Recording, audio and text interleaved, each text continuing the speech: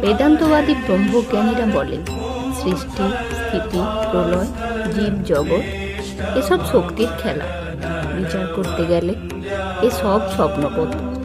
ব্রহ্মই বস্তু, আর সব অবস্তু। শক্তিও স্বপ্নপথ, অবস্তু। কিন্তু হাজার বিচার করো, সমাধিস্থ না হলে শক্তির এলাকা ছাড়িয়ে যাবার জো নাই। আমি ধ্যান করছি, আমি চিন্তা করছি, এসব শক্তির এলাকার মধ্যে, শক্তির ঐশ্বর্যের মধ্যে। তাই ব্রহ্ম আর শক্তি অভেদ। এককে মানলে আর একটি মানতে হয়। যেমন সূর্যকে বাদ দিয়ে সূর্যের রশ্মি ভাবা যায় না, সূর্যের রশ্মিকে ছেড়ে সূর্যকে ভাবা যায় না।